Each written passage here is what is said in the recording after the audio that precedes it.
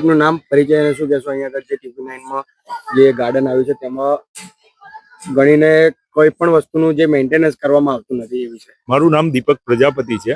આ અહીંનો સ્થાનિક રહેવાસી છું. લગભગ 1 વર્ષ થયું અહીં આ બગીચાનું ઉદ્ઘાટન કર્યું 2.5 કરોડના ખર્ચે. મેન્ટેનન્સના નામે 0.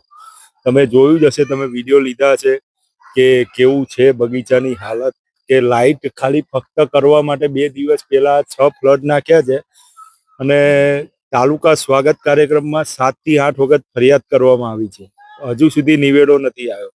મેં મહાનગરપાલિકાના કમિશનર, નાયબ કમિશનર અને ઉદ્ઘાટન કરનાર યોગેશભાઈ ધારાસભ્યને મારી વિનંતી છે, જો તમે પ્રજાની વચ્ચે સતત રહેતા હોય તો એક વખત આ બગીચાની અવશ્ય મુલાકાત લો. કેમ કે તમે તો ઉદ્ઘાટન કરીને જતા રહો છો, પણ પછી એની દેખરેખ થાય છે કે નહીં થતું. કોન્ટ્રાક્ટર તો મેં હજુ સુધી જોયો જ નથી મેન્ટેનન્સ કરતા. હાલ જે પ્રમાણે અહીંયા આગળ જે ઘાસ અડધી લગાવી ને અડધી લગાવી જ નથી, ખાલી માટી છે, તો ક્યાંક ને ક્યાંક બાળકો રમતા હશે ને પડી જશે તો શું એમને ઈજા થવાનો પણ ભય રહેશે?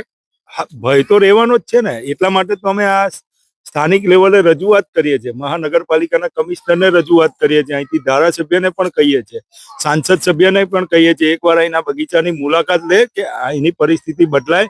અને પાણી અહીં 24 કલાક આવતું નથી. પાણી તો તમે ટોયલેટમાં પણ જોયું છે, પાણી નામે 0 છે. અને મહાનગરપાલિકાએ બોર બનાવવાની જગ્યાએ નગરપાલિકાનું પાણી 2 કલાક આવે છે, એમાં ઘાસનું પણ કેમનું થાય? એ લોકોએ 2.5 કરોડના ખર્ચે માતબર રકમે જે બગીચો બનાવ્યો છે એની માવજત કરવાની જવાબદારી મહાનગરપાલિકાની છે અને એમને જ કરવી પડે. શું ક્યાંક ને ક્યાંક એવું લાગી રહ્યું છે કે ભ્રષ્ટાચાર થઈ રહ્યો છે? ભ્રષ્ટાચાર તો પહેલેથી જ છે, આ આજનું નથી. આ બગીચામાં લગભગ 7 વાર તાલુકા સ્વાગત કાર્યક્રમમાં જઈને આવ્યા છીએ, પણ આનો કશો નિવેડો નથી આવતો. એટલે કદાચ જો આ